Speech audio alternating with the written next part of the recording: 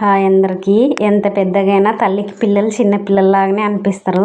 ఇంటికి వస్తలకే నేను ఆయిల్ పట్టి మంచిగా వేస్తానన్నమాట. జడ వాళ్ళకి ఆయిల్ బాగా పట్టించుకునేకి రాదు.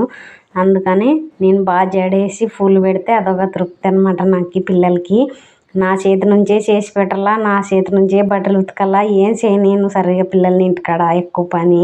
ఇంకా హాస్టల్లో ఉంటారు, అందులో నా బిడ్డ అక్కడనే చేసుకుంటుంటుంది. పెద్ద బిడ్డ కూడా వాషింగ్ మిషన్కి వేసుకుంటాలేమ్మా, ఎందుకు అంత కష్టం అంటది. అయినా నేను వినను. నేను ఉతికి పంపిస్తేనే నాకు బాగా అనిపిస్తుంది. అట్లే చేసినట్టు పెట్టి పంపిస్తే నచ్చదు.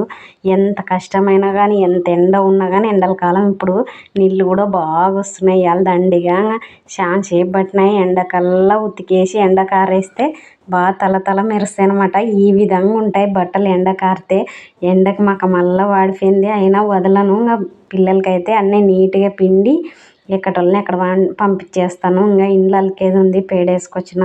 కాళ్ళల్లో సర్ఫ్ అస్సలు పడదు నాకు. కాళ్ళల్లో ఇట్లా ఈ విధంగా ఎర్రగా అవుతాయి బట్టలు ఉతికితే. బాయ్, మళ్ళీ పిల్లల కోసం ఎంతైనా